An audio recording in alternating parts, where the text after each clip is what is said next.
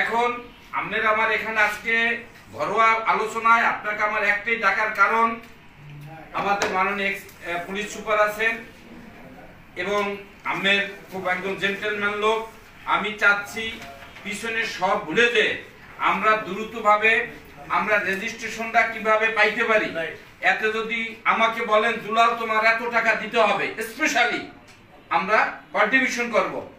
2 number হলো আমাদের যে আপনারা শ্রম অধিদপ্তরে মিটিং করছেন, ইমিডিয়েটলি হ্যাঁ মাথায় থাকতে থাকতেই হয়তো আপনারা আমি বলতে আছি হয়তো প্রেস ক্লাবে দেন অথবা প্রেস ক্লাবটাই সবচেয়ে বেস্ট ভিআইপি জুনে নিয়ে আমরা 100 জন সব সাংবাদিকরাও থাকবে।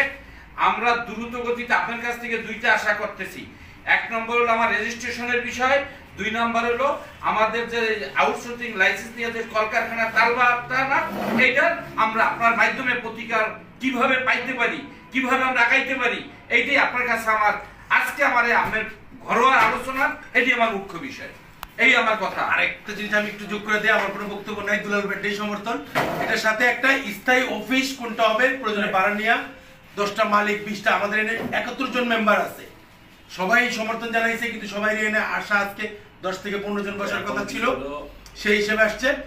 স্থায়ী একটা অফিস কিভাবে সিদ্ধান্ত নেওয়া যায়, কার মাধ্যমে কার নেতৃত্বে বাস্তবায়ন হবে ওগুলা নির্ধারণ, রেজিস্ট্রেশনটা কার মাধ্যমে একজনের দায়িত্ব দিয়ে দিলে আপনি এগুলো সব রেডি করেন। আমি রেজিস্ট্রেশনের হাতলাইনে যাই কেন, এই যে ভদ্রলোক আছেন আমাদের বড় ভাই, সিনিয়র আমাদের বড় ভাই, আমরা এলাম 83 এসএসসি আর সে আমাদের হলো অনেক পুরানো।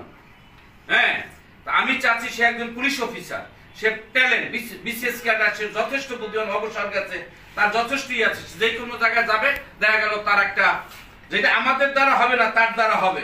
আমাকে নেবে মাসেলম্যান হিসাবে, দোলা সাহেব আসুন আমরা 50 জন 100 জন আসেন, ঘেরাই করেন। কি বড় ভাই কথা ঠিক না ঠিক? হ্যাঁ, কারণ আমাদের মাথা হলো গরম। আমি মাদকদ্রব্য নিয়ন্ত্রণ একটু প্রতিমধ্যে কথা বলি, এই তুমি কাগজগুলো বাইর করে, মাদকদ্রব্য নিয়ন্ত্রণ অধিদপ্তর টেন্ডার দিতে গেছি, সেখানে আমার টেন্ডার ড্রপ করতে দেয়নি। হ্যাঁ, এটা মধ্যে নাই, ওই বাইর করে দিয়ে দাও। এই আমাকে টেন্ডার ড্রপ করতে দেয় নাই। আমি এইভাবে ডিজি কলার দপ্তরে গেছি, ব্যাপারটা তোর বাড়িও বরিশাল, আমার বাড়িও বরিশাল, তুই এখান থেকে যেদিন তোমার চাকরি থাকবে না তুমি বাইরে দাও, তোমার ঠ্যাং গুড়ি গুড়ি করে হবে, এরকম বাঘের বাচ্চার মতো কথা বলতে হবে।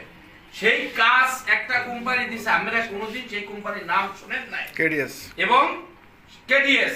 সেই কোম্পানির আবার আমাদের শুক্রবার দিন বৃহস্পতি বিকালে আমার কাছে আর্জেন্ট চিঠি আসছে যে আপনারা শুক্রবার দিন 9টায় হাজির হবেন, 25টা কোম্পানি। আবার আধা ঘন্টার মধ্যে আবার গেছে স্থগিত, কারণ আমি অথচ কাজের যে মন্ত্রণালয়